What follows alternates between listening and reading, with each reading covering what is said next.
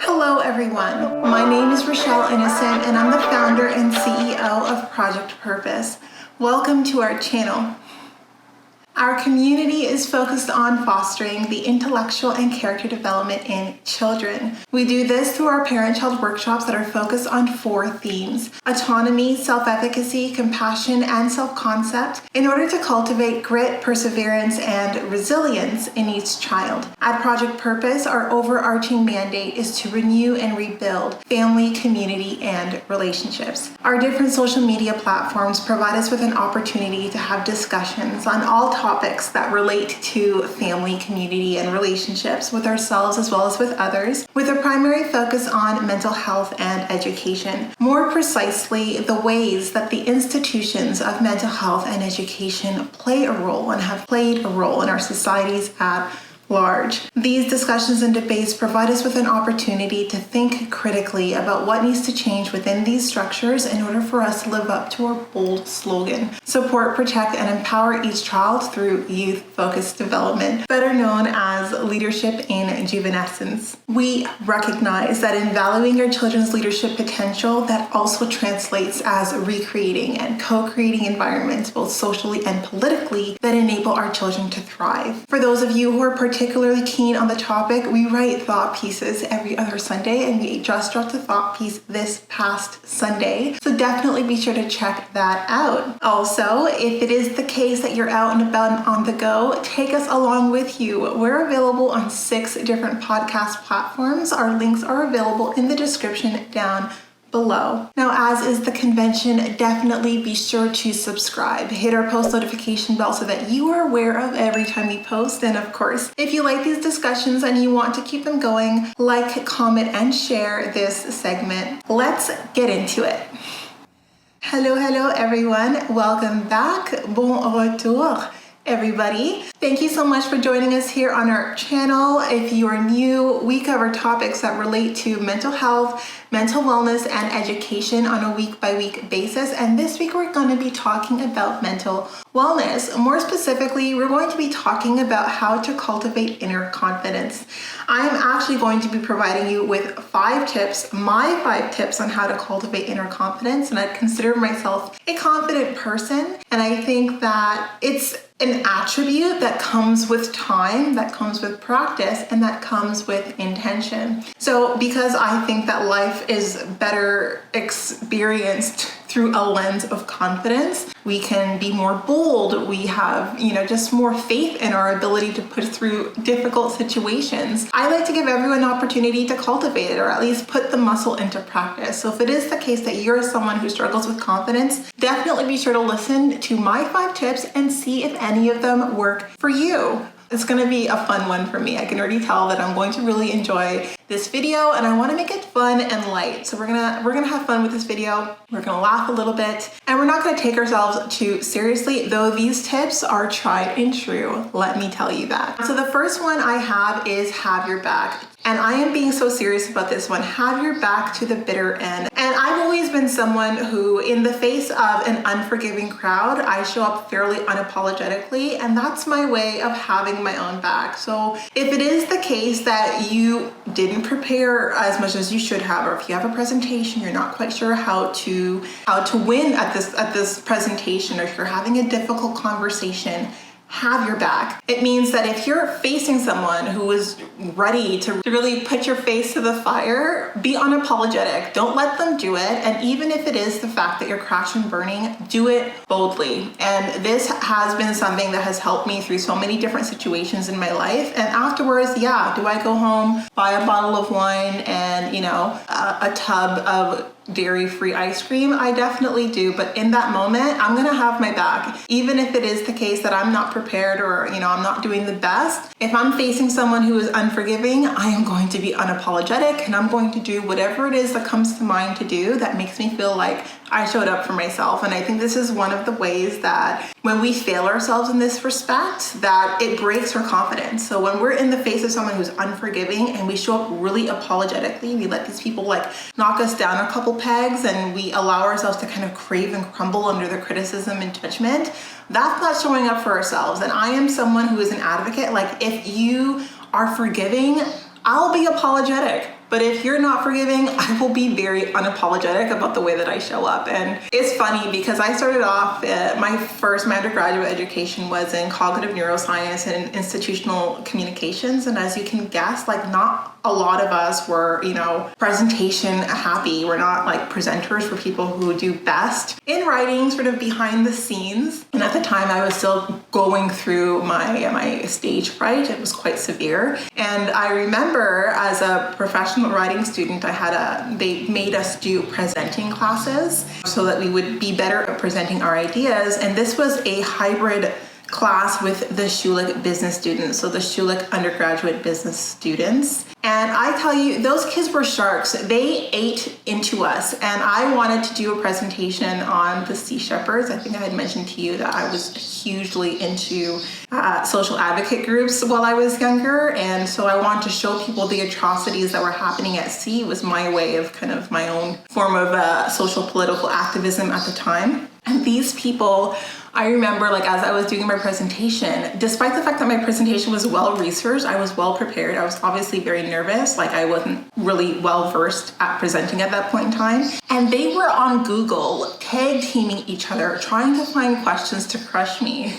And I remember feeling so horrified. And I remember my peers who were also part of the professional writing stream, we were like, these people are, what is wrong with these people? Like who goes out of the way to, destroy someone in a presentation? That was sort of how they were bred in the business arena. It was like my little taste of what a business education would be like. And I decided to be unapologetic. So I answered all my answers boldly. I was just very bold. I was bold about the information I didn't know. I was bold about the information I did know. I just decided that I needed to show up for myself. I was not gonna let these people crush me.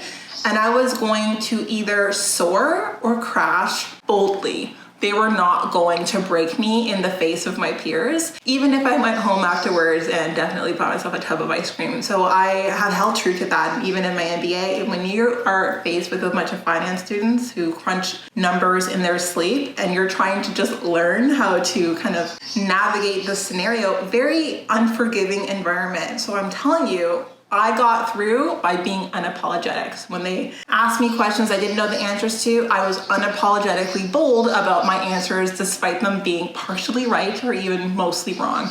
And that's how I pushed through, just kind of boldness. And that boldness comes from showing up for myself and just recognizing that regardless of how prepared I am or am not, how right I am or am not, I'm never not going to show up for myself. And I think that is really built into my confidence because I protect who I am in the face of someone who's really trying to knock me down a couple of pegs, which I don't think is appropriate in any setting. So for those of you who have allowed others to knock you down a couple pegs, I think this is the year where we stop doing that. Not even the year. This is like the moment in time where that doesn't take place anymore and we show up for ourselves. Even if it is the case that we go home afterwards and cry, that's fine. In that space, be bold, improvise, and be unapologetic, especially when your crowd is unforgiving. If they're forgiving, be apologetic, but still show up for yourself. But if they're unforgiving, no apologies. So that was the first tip.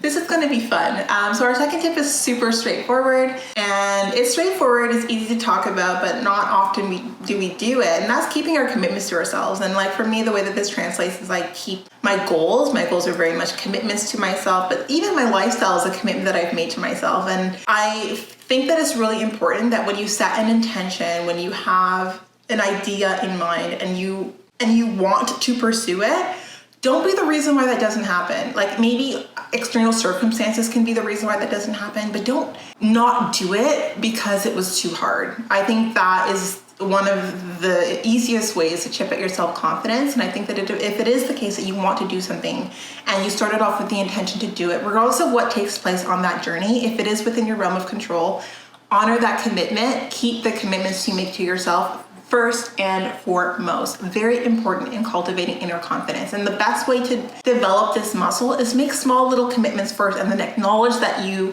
honored those commitments. So I think sometimes we take for granted the commitments that we honor. And it's important to have like a moment where you celebrate those specific commitments and you recognize, hey, I showed up for myself. I honored my commitment to myself, like, yes, and recognize that little boost in confidence with that. So definitely be sure to continue along that vein as you make bigger and bigger commitments to yourself. But start small so that you're cultivating the muscle and you're recognizing how good it feels to show up for yourself and to honor the commitments you make to yourself so that you're not setting yourself up for failure. So don't make like a massive commitment that, it requires many steps to honor it when you haven't yet developed the muscle of honoring your commitment. So definitely start small, but be consistent. The third tip in developing inner confidence is honoring your boundaries. And a lot of people will have different opinions about your boundaries, and honestly, their opinions are none of your business. Your boundaries are your boundaries, and a lot of the times your own boundaries are just informed by your sense of self. Not a lot of my boundaries are things that like I've crafted up because I wanted to make it very difficult for people in my network to connect with me. Absolutely not. I don't think anyone does that. I mean,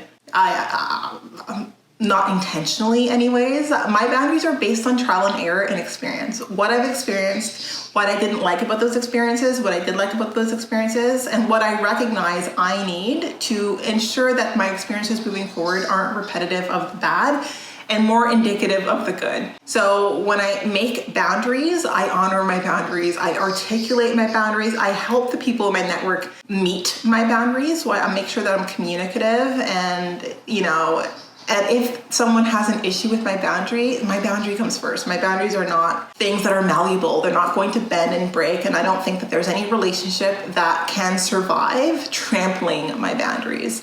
So definitely, if you're in my network and we are friends, I have been very open and honest about what my boundaries are. And I'm someone who respects boundaries as much as I uphold them. If you have a boundary, I am very much dedicated towards honoring and respecting those boundaries, because I know how important it is to me and how good it feels to me and how valued I feel when people show up and they honor and respect my boundaries. The best way that anyone can show me they care for me is by being conscientious of my boundaries and making an effort. And sometimes we make mistakes. I mean, mistakes do happen, but always be sure to defend your boundaries, to articulate your boundaries, and honor yourself and the way you show up in different spaces.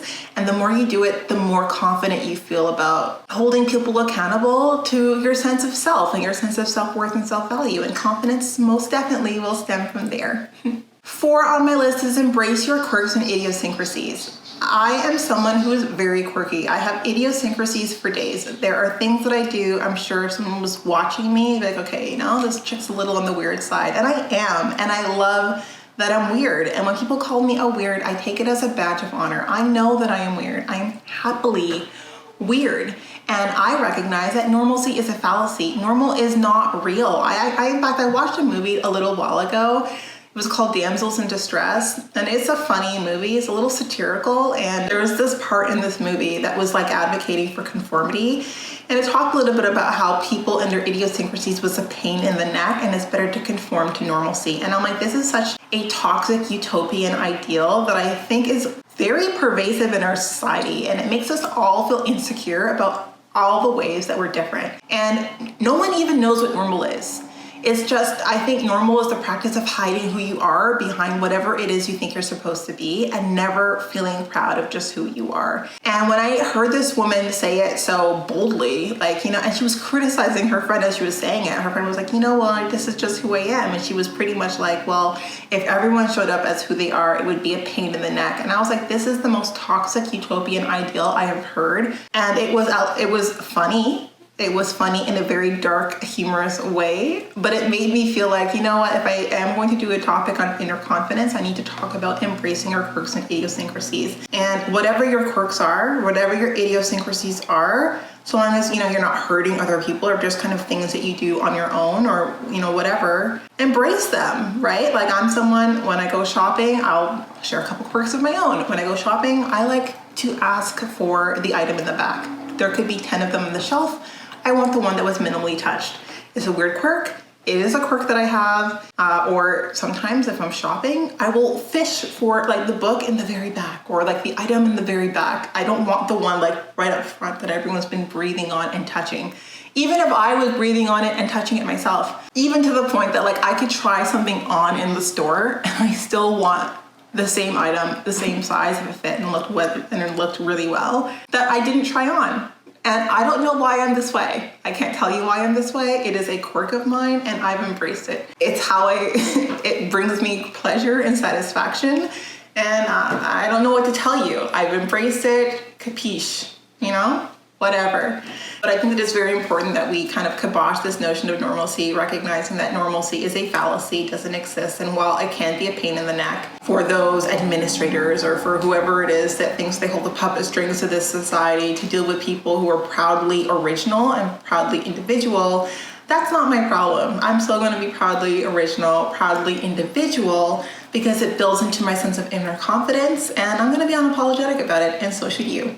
And my fifth and last tip for today's video is learn to trust yourself, which also translates as being someone you know you can trust. And this is the great barometer, I think, for ourselves in the way that we kind of get a sense of our moral compass and our sense of consciousness is if we ourselves are someone we would trust if we were friends with ourselves. And if it is the case that you're not, write the reasons why you feel that way and then do little things day by day that correct those behaviors, because you want to be first and foremost the person you trust, because you will be the person you are with for the rest of your life. You need to develop trust in yourself. That's a relationship you're not going to, divorce from. You can't separate from yourself. And even while it's important to learn to love yourself, to learn to like yourself, it's so much more important to trust yourself. And I think that if it is the case that when you really think about it, you don't trust yourself, you need to get to the root as to why you don't trust yourself. You need to get to the behaviors that kind of reinforce why you don't trust yourself. You need to try to do little things every day that correct those behaviors so that you can show up in different spaces, trusting yourself. And inner confidence most definitely is built on an inner sense of trust in yourself. And I think that when you trust yourself, you're much more bold, you take more risks because you have your best interests in mind. And I think that even if we rely on others to have our best interests in mind, there is no stronger foundation than knowing that everything you do is with your own best interest in mind first and foremost. And if you cultivate that trust with yourself, then no matter what happens to you, because a lot of the times we kind of go through life trying to protect ourselves from the actions of others. And I think that comes from a place of distrust. Like we don't trust that we can handle it. And I am someone I trust wholeheartedly that I can handle what life throws at me. And life has thrown me a few curveballs, let me tell you. And even if I'm awkward, even if I'm not all the most eloquent, even if I am, looking weird as I do it, everything I do with my best interest in mind, I trust that the things that I do, I'm doing with my best interest in mind, regardless of what takes place. And I trust that I can handle whatever happens to me because I have my best interest in mind. And I trust myself. And I've proven over, time and time again that if it is the case that I need me to show up for myself, I most definitely will. And that has garnished so much inner confidence, especially in a climate that is very volatile, that is very uncertain, very complex and ambiguous. The best way to get through that terrain is inner trust. You can't rely on the world to be static, on the world to be predictable, but you can trust in your capacity to navigate and to manage accordingly if you just take the time to build that trust with self. So in any case, those are my 5 tips. I hope that they were helpful to you. I hope that you got some amusement out of this video because I wanted it to be fun. I wanted it to be light. I think mental wellness is really a light topic. It can be so light and enriching, and it can be just fun. It can be good laughs because there are so many things that we do, like the little things that we do that we know are like not healthy, that we should probably stop doing, but no one calls us out on it. And I think that when we think about confidence, we talk about it a lot, not recognizing the depth of its value. And it's so valuable to spend time cultivating inner confidence if you don't have it already. And I am someone who advocates for anyone and everyone developing confidence because life just is like a prism of color where you can trust and believe in your ability to navigate through it. So I wanted to do this video for mental wellness this week. I hope that you enjoyed it. I hope that it was light and entertaining to you. And of course, if you liked it, if you're here still watching, subscribe to my channel for sure. Like, comment, share this video. Share it with a friend who needs to hear it if you find that they are struggling with inner confidence. And until next time, we'll talk to you soon.